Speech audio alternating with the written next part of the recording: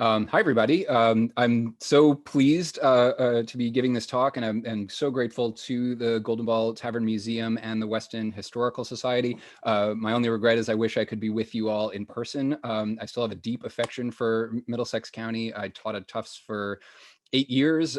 Before that, I had some lovely holiday dinners in Lincoln, in Weston, in Concord, and it's a great place. And you just really the town structure of Massachusetts. You often really feel the sense of community, and I think that goes for people who can trace their ancestry to this time period, or people whose ancestors were newer arrivals, like the Irish, right? No, but I remember like giving a great talk at Lexington Historical Society that was geared toward the South Asian American community, and that was a really wonderful event. And so I love that I'm doing this for public history institutions, because I think they really are so vital to building that sense of community. And so I hope you'll hit that donate button and all that stuff. So let's talk about this stuff. I'll share my screen. Let's get PowerPoint going here. Great. Okay, so here is the Golden Ball Tavern Museum. And what I want to do today, I felt a little awkward preparing this talk to be honest, because on the one hand, there are probably a lot of people in the audience that really know the story of the tavern and of Isaac Jones way better than me, and anything that I told them would be far inferior to what they would be able to tell you. But then on the other hand, there are going to be some people who are very new to this story. And so what I'm really going to try and do here today is tell a little bit of the story, but really talk a bit about how we can rethink those stories, given some of the things that historians in the Academy have been talking about, and giving us new perspectives on the Revolutionary era as a whole. So in my first book, which I'll show a picture of in a bit, oh, here it is. Right, I talked about taverns like the Golden Ball, although I was mostly focused on urban taverns. But taverns turn out to be surprisingly important for mobilizing communities. And I was building on the work of David Conroy, whose work I'm also showing here. Taverns were places where you could get food and drink, obviously, lodging, sometimes find job listings, enlist for militia service, or have a drink after you'd been doing your drilling for the day. You could hear gossip. You could read a newspaper. And so while we know that the church and the townhouse are crucial to the center of New England life in the 18th century and 18th century America as a whole, taverns are also very, very crucial. So Conroy, right, makes a very strong argument about how country taverns were these crucial vectors of politics. They're places where, networks of information and news, where people could organize political meetings. A lot of tavern keepers themselves were involved in politics. They were places where these militia companies get together, and taverns were just important for the patriot network, or the rebel network that mobilizes against Great Britain. And there was a notion that John Adams is actually a little disturbed by, that you had to mix in the taverns now in order to do politics, that was something relatively new in the 1760s and 1770s. And the reasons why taverns made people nervous is because there's this potential loss of order, this potential loss of discipline and authority that New England had really been built on in some ways. Taverns potentially destabilize that. So Isaac Jones, though, right, seems to have been part of something of a Loyalist network, primarily through his cousin, who was a pretty prominent town leader, but also seemed to have known other like-minded people in other towns. And so one of the things that you wonder when you're looking at Isaac Jones is, could the Golden Ball Tavern have been a node for counter-mobilization, Loyalist counter-mobilization on behalf of the British Empire, Thomas Gage, all the people who we've been conditioned to think are the bad guys in this story, right? So that's something that I think is really interesting to think about. So in my book, right, I had one chapter on taverns, and it mostly focused on New York City. And in New York City, taverns are tricky. they're very regulated. So they would seem to be places where you would impose order, especially racial order, right? Servants and the enslaved were very restricted in their ability to have drinks at certain times. They weren't necessarily allowed to gather in taverns. There was a notion that enslaved people getting together and drinking had been one of the causes of the fires in 1741 in New York City. So there's some nervous about this and some desire to impose orderliness through tavern licenses and things like that. And so they were places where you could organize a voluntary association, let's say on behalf of the poor or your fellow Scotsman or something like that. There were places where you would display your civility. It was very important to show your bearing and breeding and things like that. But taverns were also places of disorder, right? Drunkenness, crime. There's a sense that violence might break out. And so what I argued in that book, in that book from 2007, is that in revolutionary New York City, taverns forced politicians to develop a new style, one where they couldn't necessarily count on complete control over the people who they wanted to vote for them. The old elites, whether they became loyalists or more conservative rebel leaders, they never quite grasped this because they were somewhat afraid of it, and there's always a little bit of a tension there. And so for the Isaac Jones story, the Golden Ball tells us several stories at once. For one thing, it's a beautiful example of Georgian style symmetry, right? If you look at the architecture, it was supposed to be rational, right? There's a scholar named Robert St. George who wrote a book called Conversing by Signs, who argues that that a Georgian facade was sort of mask-like. It projected a kind of unknowability and a sort of stately authority that was actually might be alienating to your neighbors in a way. And so there's even with the kind of, what seems like a very straight-laced symmetry, there's a sort of mystery to the Georgian style that I think is really important for kind of interpreting this space and what it meant that in 1768, Isaac Jones is building something of this style. And, I used to teach at Tufts, that's right around the corner from the Royal House and slave quarters, right? Similarly, another example of this kind of fine 18th century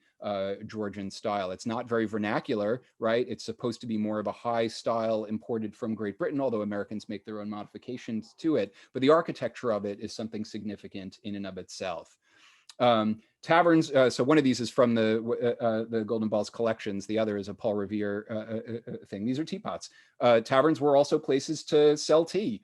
Isaac Jones, when he defends himself from the people who are complaining about his activities, say, hey, I didn't import my tea from Great Britain, from the East India Company. I know that's bad. I got my stuff from Albany. That if that tea was from Albany, it was probably smuggled from the Dutch. But tea and drinking tea, whether at people's homes or in taverns, was symbolically really a big deal. It was warm, it was caffeinated, it was sociable, it provides you a slice of heightened civility. Even if you can't afford very much, you might be able to afford a little bit of tea and have that kind of slice of the good life. Thomas Ingersoll, a scholar who wrote a book called The Loyalist Problem in Revolutionary New England, very recent book, he wrote, there was a direct connection between the substantial quantity of alcohol the colonists consumed in their taverns and the tea they drank to recover the next day. So actually the connections between tea drinking and alcohol drinking in taverns, he's being a little bit cutesy there, but I think it's something worth thinking about, that taverns as a place to enact all of these really important rituals surrounding tea is a really important part of the kind of Weston Tea Party story as it's enacted at the Golden Ball. I mean, they're attacking the crowd that attacks his house in March 28th of 1774, right? We're coming up on the anniversary of this. The crowd that attacks him is attacking him in part because he's still selling tea, and tea has become verboten after the Boston Tea Party. But I think part of the reason is they knew that taverns were a place where you could purchase it, right? And so they're attacking the whole ritual. It's not just about him. It's about the symbolism of attacking a place where you could be sold this stuff. The house becomes a target for people who are angry that he was too close to these loyalist networks. And in fact, local patriots in Weston even tried to elevate competing tavern keepers, two guys named Benjamin Pierce and Josiah Smith. They try and catapult these guys into local politics to kind of say, hey, we don't want people hanging out at Isaac Jones's tavern where they might be absorbing loyalist ideas and hanging out with the wrong sort. Let's try and create this kind of new upstart network to kind of to replace it. And that becomes a really important part of the kind of 1775 story. Again, I don't want to give too much of the Golden Ball's story away because I want people to visit and give them tons of money. But but the other interesting part of the story is that when Thomas Gage sends a couple of British spies into the countryside, to the Massachusetts countryside, to kind of see what's going on and see what it would take to kind of secure the province's stores of guns and ammunition. So he sends these two guys through Middlesex County on their way to Worcester, and they stop at the Golden Ball because they assume that Isaac Jones will be a friendly place for them to drink tea, find out what they need to know, etc. So the idea, right, I was talking about these networks of counter mobilization. The idea that Isaac Jones's tavern was a place of rest, even momentary rest for agents of the British Empire, I think is really important and something worth exploring. And then finally, the last kind of revolutionary chapter of the story is that the tavern becomes a home base for Isaac Jones's mercantile operations, his overland haulage operations that he eventually, by 1777, is doing for the Continental Army. And so one of the really interesting mysteries, one of the places where you can read about this, they sent me the book that the tavern has produced, The Tavern and the Tory, the story of Golden Ball Tavern. One of the interesting mysteries is he a convert, or the word that I used, a turncoat? What did it mean that he's thought of as a loyalist, as a despised Tory at one moment, but then he eventually becomes a selectman, a town leader, right? He's completely embraced by this community, right? What does that mean? And so to conclude this portion of the talk, right, taverns are extremely exciting public history sites because not just for what they do for us locally, but because we can imagine them as part of intercolonial or even international networks of social interaction and political decision making. And as I turn to talking about tea with a little bit more seriousness, I'll explain why. So the second part of my talk is to talk about the complex world of the Boston Tea Party. And the relationship between the Boston Tea Party and two very important Western Revolutionary era figures, Isaac Jones and Samuel Phillips Savage. So I'm not going to go into this whole story, but on December 16th, 1773, right, dozens of Bostonians dump over 46 tons of tea into the harbor, sparking a series of events that end up leading to the War of Independence, right? Now, this story has been told as here, there's three different books that you can check out, as a local story of patriotic Bostonians and their rivals. It can be told as an imperial story of colonists lining up against British officials. And it can be told as a national American story as the beginnings of our revolution and the movement towards independence.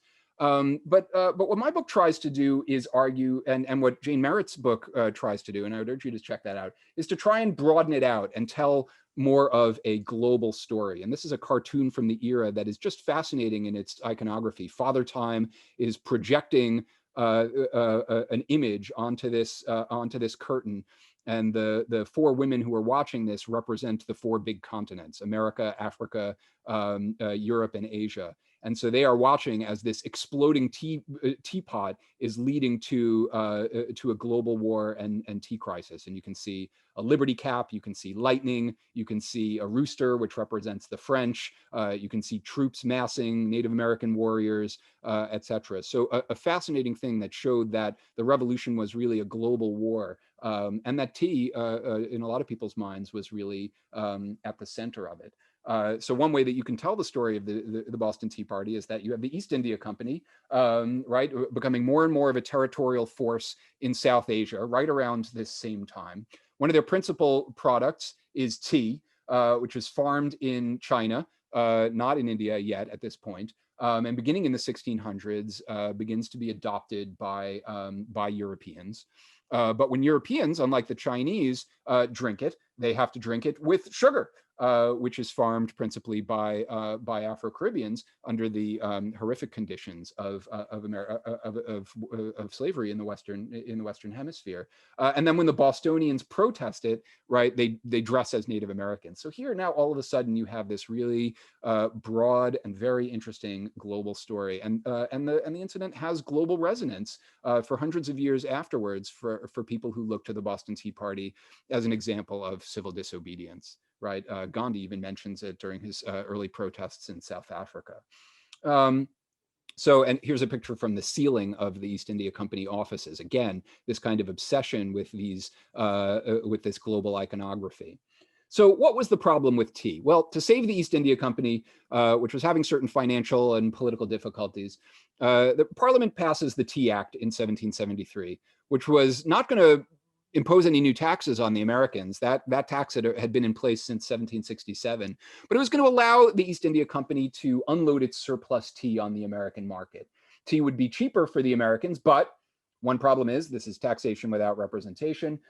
Secondly, the money from it, the revenue from it, would pay the salary of the governor and certain customs officials and judges. So the idea was that it was going to support the very officials who were trying to enforce these laws that the people from Massachusetts didn't like. And third, the Americans were nervous because it was going to extend the privileges of the East India Company, which was a state-sponsored monopoly company. And so the Americans are afraid that similar types of outfits would be established in America, which would crowd out, people like the Bostonians who made their money from being their own independent mercantile operators. And so what I like to say, though, is that there are four causes of the Boston Tea Party, the three that I just mentioned, but also peer pressure, particularly from New York City and Philadelphia. The committees of correspondence between Boston, New York, and Philadelphia were quite active. None of them wanted to repeat the failure and recriminations and distrust that had followed the collapse of the non-importation agreements in 1770. And so in December of 1773, William Palfrey warned an associate in Boston, probably this guy, John Hancock, to be firm about the East India Company tea. And he's writing this before the Tea Party has taken place. He says, "If by any means you should relax or fall back in any degree from your late resolutions, you will be a scorn and reproach among your neighbors, and you will never, never more be able to retrieve the public confidence. Now is the time to convince the world that the people of Boston can act with virtue and resolution." So this was somewhat in doubt, right? In other words, in order for something like a tea boycott to work, there couldn't be any public violations of the resolutions not to import the East India Company tea. New York and Philadelphia are successfully able to turn the tea ships that are headed their way around and send them back to London. In Boston, the governor won't let, in Massachusetts, the governor won't let them do that. And so the Bostonians are forced into dumping the tea. But what happens in the ensuing months is that anyone who was publicly violating these boycotts by selling tea this wasn't done consistently, but they were sort of forced to apologize. With private violations, right, drinking a little tea at home, nobody's really watching, people could let that go. You could look the other way. But if you were really being brazen about serving tea and selling tea and drinking tea and defying the patriot boycotts, this was when you could really get in trouble. Now, the Boston Tea Party is sometimes imagined as being the galvanizing event for that leads to the formation of the United States. People were so inspired by this protest that they're like, yeah, right on, let's revolt against the British Empire. But in fact, no, it's the response, right, to it's what Parliament does in response to the Boston Tea Party, the coercive acts and the military occupation of Boston, right? Boston Port Act, close the port of Boston to all business until the town repays the East India Company for this tea, more than 9,000 pounds. Massachusetts Government Act is going to restrict the town meeting and make the councilors, the provincial council, into executive appointees rather than have them be appointed by the elected legislature. and so on and so forth. So this leads to the boycotts, various local committees trying to prevent tea shipments, even smuggled tea like Jones's. But basically, people continue to enjoy it. So these boycotts are a little bit of a problem. You get the First Continental Congress, you get the Massachusetts Provincial Congress, Minutemen companies drilling in the town square, refusing to allow judges and counselors to take their seats. It gets hot for people who support the imperial government. And you have Massachusetts farmers, right, especially in out west in Worcester County, denying the authority of Parliament, and eventually all this culminates on in April 1775 with the shots fired at Lexington and Concord. So what I tried to do in my book is look at various actors. The consignees, this is Richard Clark and his family by his son-in-law, John Singleton Copley. The consignees who were going to receive the tea, like Richard Clark and Sons, the customs officers, the ship owners, the governor. I wanted to look at political actors, Samuel Adams, Joseph Warren, Thomas Young, Josiah Quincy, and this guy, Samuel Phillips Savage, who moved to Weston in the 1760s. He was also the father-in-law of Henry Bass from the Loyal Nine, and who had also been one of the tea ship watchmen on November 29th. Savage was a former Boston selectman, and he moderates the crucial December 14th and 16th meetings at the old State House, at the Old South Meeting House in Boston, from which the kind of final decisions about the tea shipments are made. But his own brother, interestingly, Arthur, was converted to the Church of England, which was a big deal in Congregationalist New England. He was a customs official. He was mobbed and forced into exile. So Savage's own brother, right, undergoes experiences like those of the Jones cousins of Weston. I also looked at participants, like this guy, George Robert Twelves Hughes. You can see his portrait at what used to be called the Old State House Museum in Boston. Now it's Revolution 250. And I looked at the involvement of Boston's women. Now this is an interesting image because it's got an enslaved person, presumably enslaved person or black servant in it, as well as these fine-looking ladies drinking tea. This is a more vernacular painting than the John Singleton Copley ones. But tea became, a lightning rod for women. Just as men got together in taverns, women got together at tea time, and the male chauvinists of the 1770s were disturbed by the gossip and scandal and overspending that might result from women getting together by themselves. A visiting lawyer in Boston said, "The ladies here visit, drink tea, and indulge every little piece of gentility to the height of the mode," right, to the height of fashion, and neglect the affairs of their families with as good grace as the finest ladies in London. Now he's being deliberately provocative and sexist there. But women were also crucial to the tea boycotts. And indeed, when women were attacked, either for failing to uphold the boycott because they kept drinking tea, or for participating in politics by joining the boycotts, women were forced to defend themselves. And so I have a couple of good stories about this, but I'll get back to them later because I want to make sure I get to everything and leave lots and lots of time for questions. But the upshot is some women quietly use the tea boycotts as, this is Mercy Otis Warren, quietly used the tea boycotts as a platform to stage their own rebellion, while others joined men's more vocal rebellion against the tea. And Mercy Otis Warren, for instance, writes a poem about the Tea Party as a way of kind of galvanizing both men and women in objection to what Parliament is doing.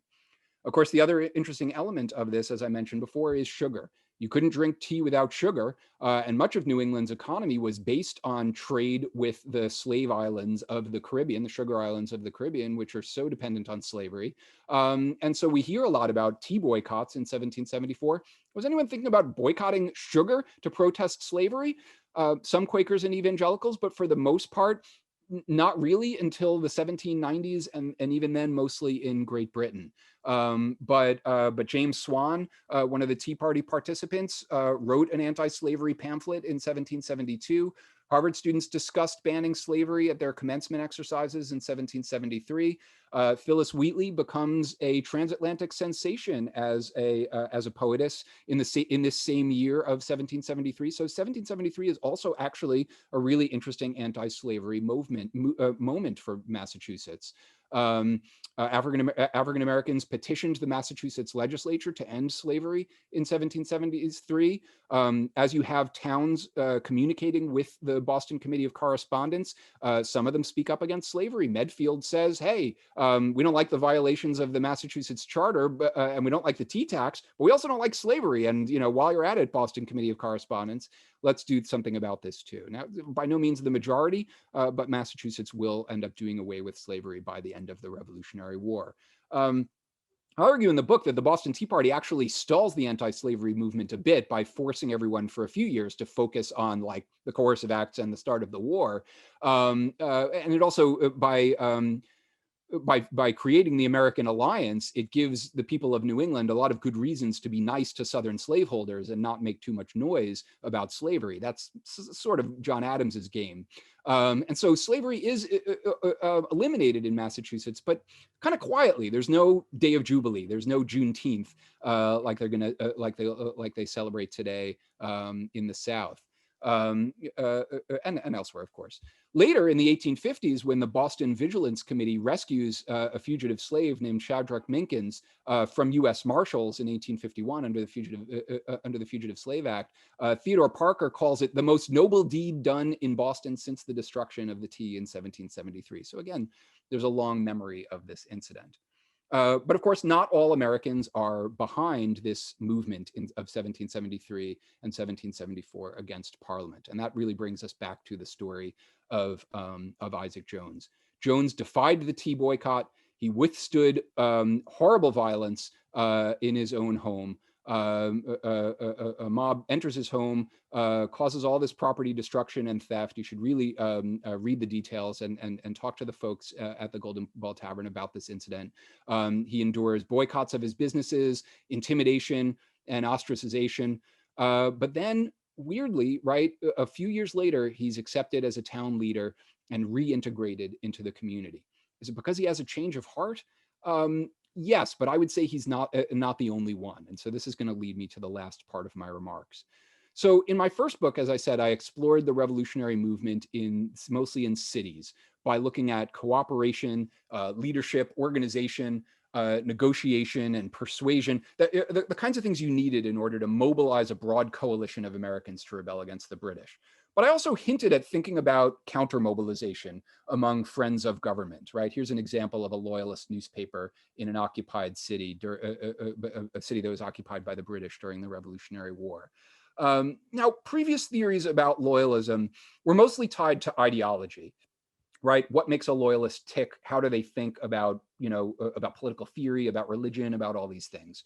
A lot of historians came to the conclusion that fundamentally these guys were reconciliationists. They believed that British and American interests were simpatico, were compatible.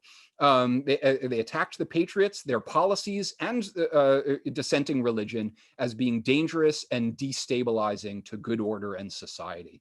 Many of them respected existing social hierarchies, but they weren't all, social conservatives in that way. They stressed the benefits of the empire to America's freedom, to America's security, and to America's prosperity. Even Franklin is talking this way well into like 1773, right? Like, how can we put Humpty Dumpty together again so that we can all go back to like making money, taking over more Indian land, making money through trade, all these other things.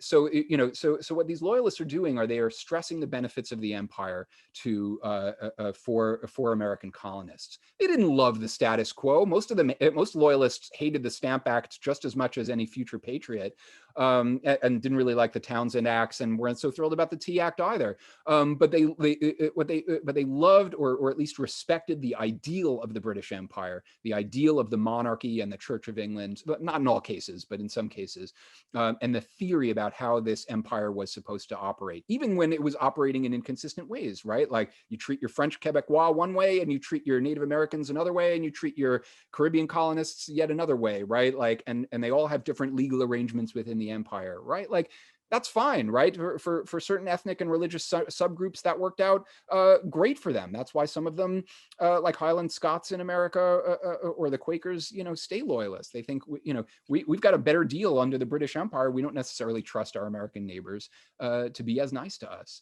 So the Friends of and so the Friends of Government, right, which is my preferred term for the Loyalists, at least before 1774, they thought that the Sons of Liberty's fears about what Parliament were going to do or what the king was going to do were totally overblown, and they wanted to maintain good relations with the mother country, in order to keep commerce going. They thought England wasn't a threat to liberty; they thought it was the source of liberty, especially if you compared it to France or Russia or East Asia or any number of other things.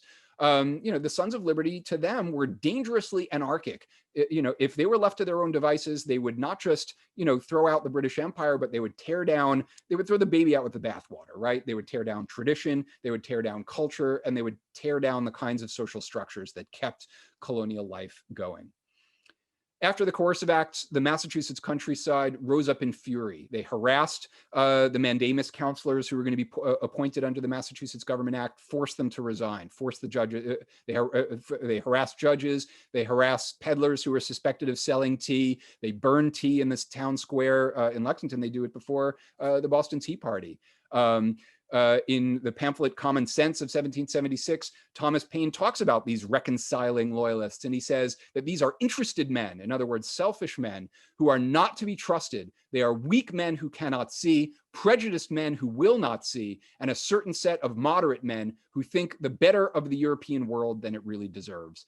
Thomas Paine is like, it's time to go. We'll be fine on our own as independents. As long as eating is the fashion in Europe, America's going to do okay. We don't need monarchy. Monarchy is a sham. Let's get rid of it all. And so now, right, in early 1776, you had to choose a side. It was very difficult, but some people tried, but it was very difficult to just kind of sit things out. There were attacks, tarrings and featherings, orders of banishment later on that strip prominent loyalists of all their worldly property, which sometimes included just acres and acres of land, the way that they were going to, be making money for their future children for generations to come, all gone. Relatively new book I want to talk about is Barbara Clark Smith. She was a curator at the Smithsonian. She might still be, actually. She wrote this great book, The Freedoms We Lost: Consent and Resistance in Revolutionary America. And she makes the argument that colonists traditionally believed in the right to basically decide for themselves whether they should execute imperial laws. They decided they didn't like taxation without representation, so they just refused to enforce it. The Friends of Government, the future Loyalists, made themselves unpopular by trying to uphold these laws. And other Americans, interpreting this as essentially unneighborly, Smith makes a big deal out of neighborliness, they begin to declare these Loyalists to be enemies to their country.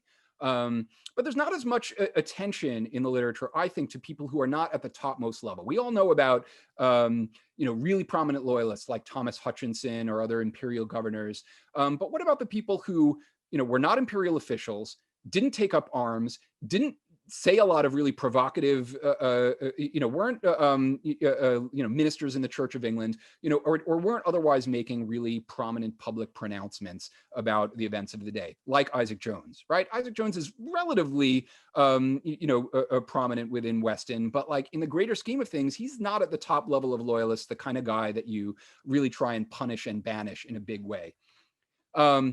So the way that we resolve this is by looking at some new directions in loyalist studies. One way of doing this is by looking at Black and Native American loyalists. So for an example of some of the scholarship on African Americans in Massachusetts, I'm pointing to 3 published books and then 2 scholars who haven't necessarily published their books yet, but who you should watch out for. So Wendy Warren's New England Bound, Jared Ross Hardesty's Black Lives, Native Lands, and White Worlds, and also his previous book on Unfreedom, which is about Black Boston.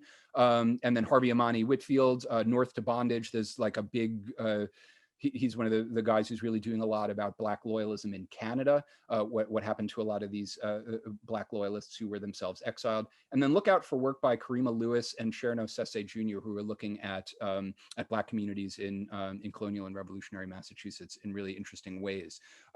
So as colonists became the United States, right, they didn't forget their desire for Indian land and for African labor. And so as a result, what my former cohort mate, Robert Parkinson, argues, right, a big part of the revolution is kind of manufacturing racial enmities. which is clear from the Declaration of Independence, talking about domestic enemies and merciless Indian savages. Right, in 1770, and Governor Dunmore of Virginia kind of creating this Ethiopian regiment and arming the former enslaved people who belonged to Patriot masters and saying, hey, if you're willing to take up arms against the rebels, you could have your freedom. And it doesn't work out so well, but this becomes a kind of really interesting element of the revolutionary era. Most Native American groups sided with the British, although not initially, and they were often punished severely with violent expeditions and then land cessions after the war. In New England, there are some Native Americans who answer the Lexington Alarm and serve in New England regiments, particularly in Connecticut and Rhode Island. So there is complexity to that story as well. But this attention to non-white loyalists points us to the idea that we need better categories for understanding the different people who lived through the Revolutionary era and their allegiances, and not just necessarily thinking it as like the good guys and the bad guys, patriots versus loyalists, because I really don't think that it's quite that cut and dried. So here are two very new books. Here's the Ingersoll book that I mentioned before, and a new book by T.H. Breen, The Will of the People, The Revolutionary Birth of America.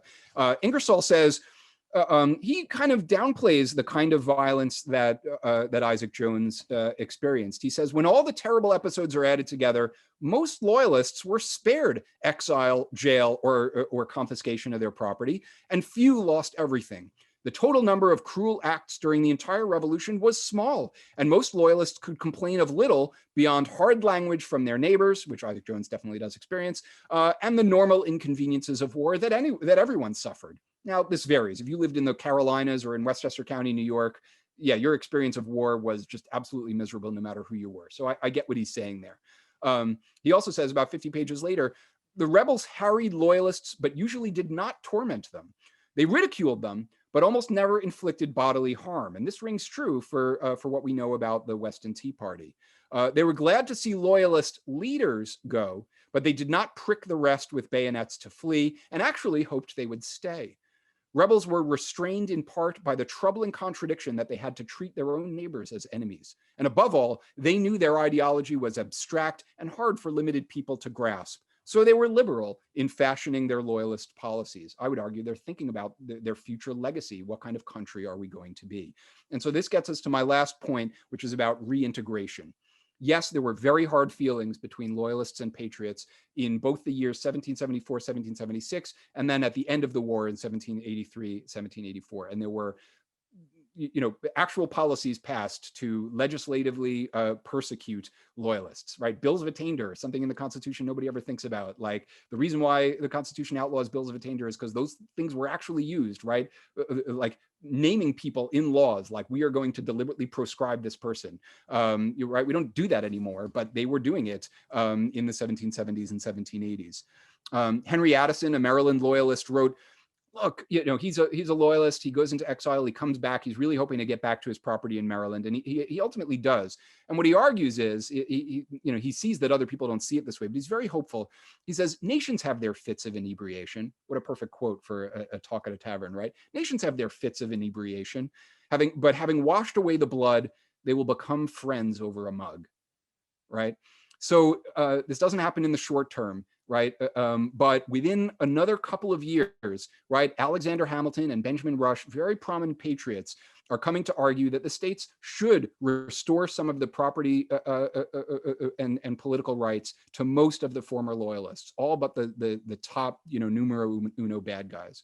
The fragile new nation, they argued, couldn't afford an endless cycle of recrimination and retribution. They say, look, and elites like Hamilton are saying, look, let's support high finance, centralized government, established religion, liberal economics, right? These will become articles of faith among many in the Federalist Party that Hamilton joins and that Isaac Jones joins, and that dominates New England politics until the late 1790s and is still quite viable even until 1815 and beyond. So in conclusion, the last thing that I want you to think about, in addition to patriot mobilization and loyalist counter mobilization, is that Isaac Jones may represent a kind of immobilization, right? Weston was not a particularly radical town. They had ways of blunting the kind of radicalism that you would see in Sudbury or other places. With all of Jones's business and family connections in town, it was difficult to completely cut him off from Weston's life. Most likely, the Weston radicals were egged on by radicals from other towns, but it was a soft objection compared to how his cousin Elisha was treated. He's mobbed by a larger group, humiliated, sent to Boston, where he dies. And yes, his Tory sympathies seemed real. Yes, Isaac Jones's Tory sympathies seemed real to the British spies in 1775, but we can understand that given the way he had been treated. And Jones's loyalism turned out to be pretty soft too. Westerners weren't making him leave, and he wasn't inclined to take himself into exile. And so as the war moved on from Massachusetts, so did Weston, and so did Isaac Jones. It's not dramatic, it's not particularly ideological, but it's more human and it's more real. And it's a great example, I think, about how a community can stitch itself back together, however imperfectly, in spite of what other disagreements they may have had. So that's the formal part of my talk, and I'm really looking forward to seeing what kinds of questions you guys have. I'll get rid of the screen sharing, but I'm happy to go back to images if people have questions about particular ones. Thank you so much. That was really wonderful. Thank you. You packed so much into that, and that's just, it's great. And I don't think anybody who is familiar with our story already would be upset to know a little bit more. So thank you so much. We do have a couple of questions that are coming in. I would like to remind everyone to feel free to drop their questions into the Q&A feature on Zoom. It should be at the bottom of your screen. So go ahead and put them there. But we do have a couple that have started to come in.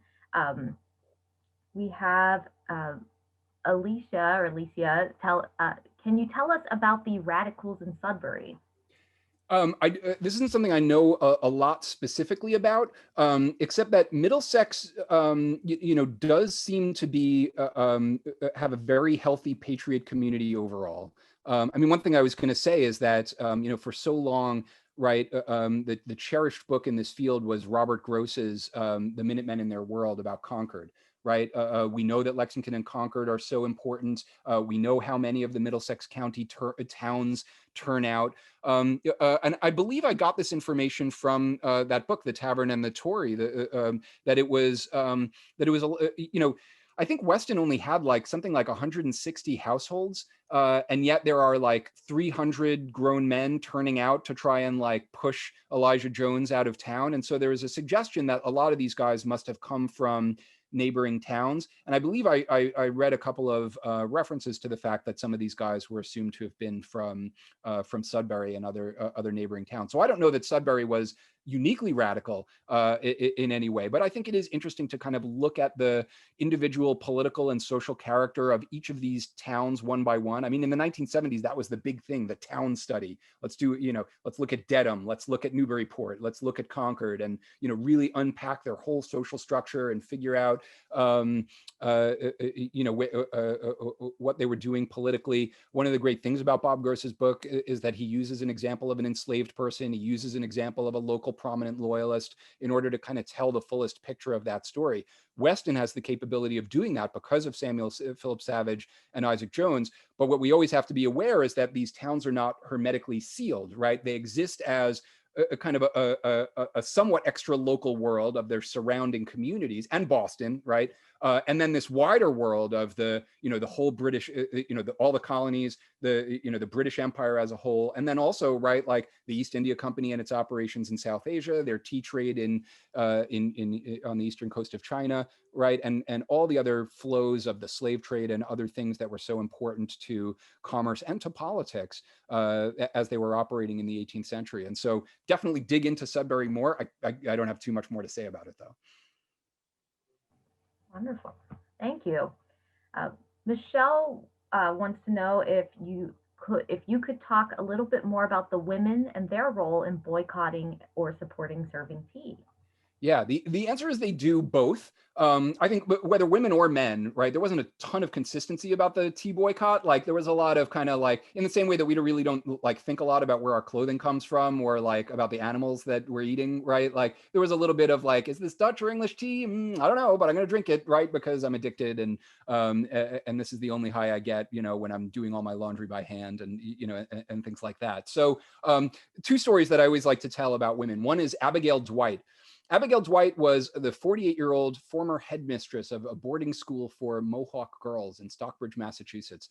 And she was visiting Boston in June of 1769, which was when the first boycotts against tea were taking place. And she wrote to tell her daughter that she was feeling ill from drinking coffee in the afternoon. It doesn't sit right with my stomach because she was at, quote, a high liberty house, right? The kind of place that was sticking to its principles and only serving coffee and not tea.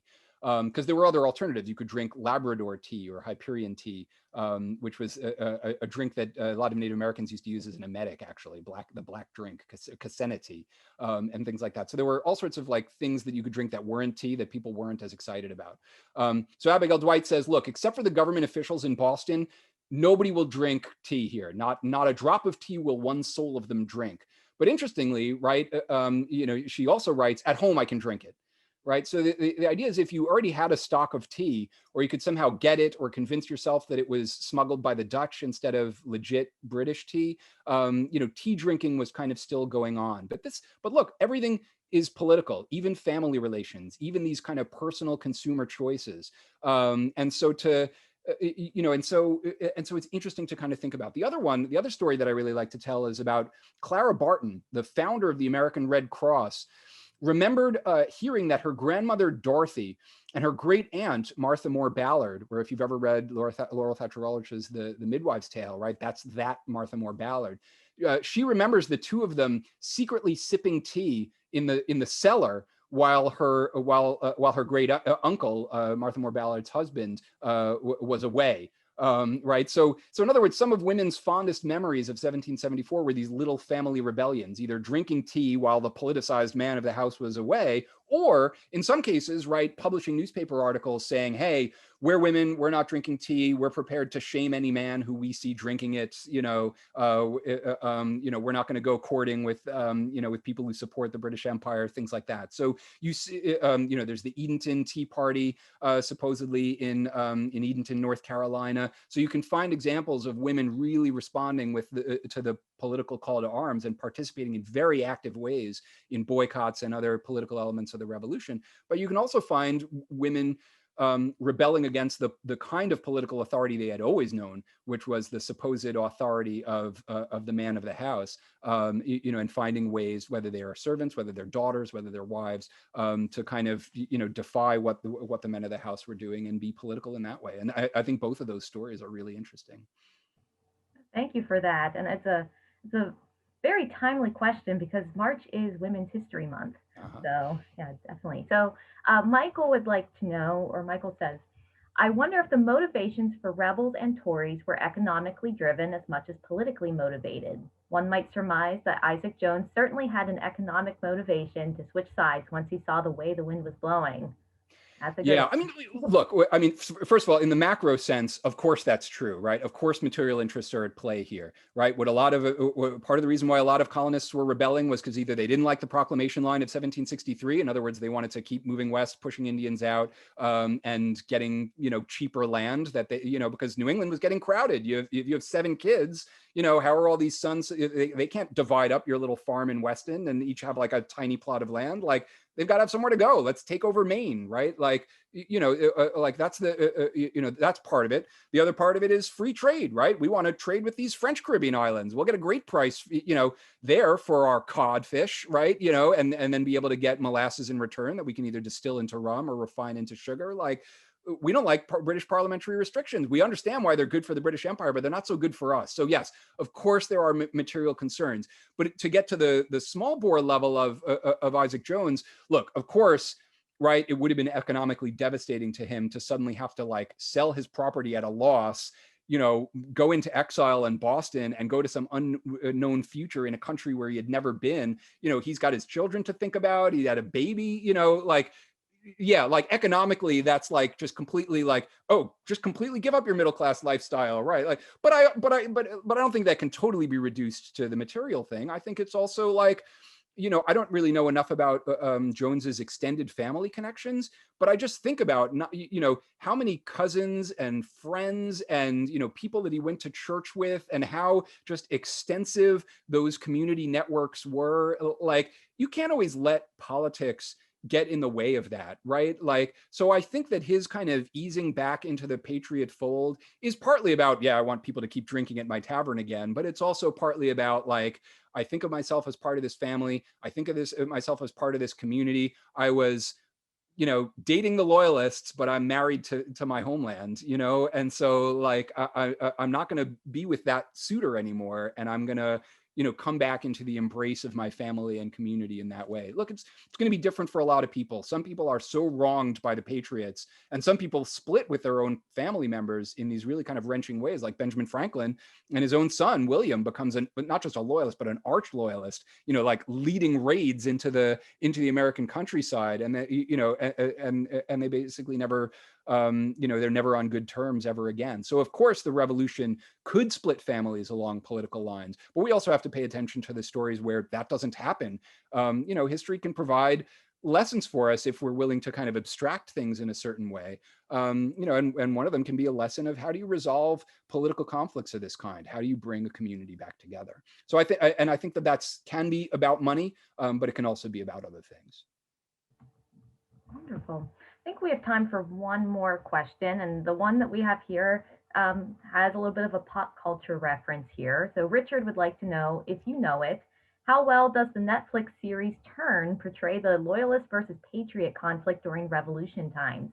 And I think kind of beyond that, we can think about these portrayals in films and TV, pop culture in general.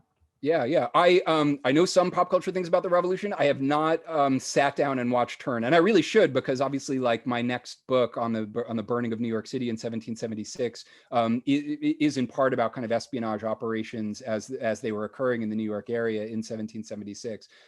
It looks like it's kind of beautifully done. The only thing that I can do is refer you to John Bell, whose website everybody in New England should be reading anyway if they're interested in the revolution. He runs a website called Boston 1775, and on some other website, when the series was out, he was doing recaps every week of Turn, and he's so knowledgeable about the revolution, and he's really good at kind of like puncturing the myths of the revolution that are like really, really fake, that I would say I could try and find the link for you if you want to find me on Twitter, or just send me an email. Look to those, and then if you want to go kind of episode by episode and be like, how right is this? I mean, the truth is, like, these Hollywood guys, they do, or storytellers often have to take liberties, because the complexities of it are either too detailed or they get very, very ugly. And while they'll often try and get the visual element of it right, because it's a visual medium, so the costumes, right, the material culture stuff is often just gorgeous, right? Sometimes the plot elements, they just end up playing fast and loose, but I don't criticize them for that, because if that or Hamilton is getting people interested, I think it's all towards the good, as long as these things aren't like the last thing you pick up about the revolution, that you then are like so interested that you like read a well done book. Well, thank you so much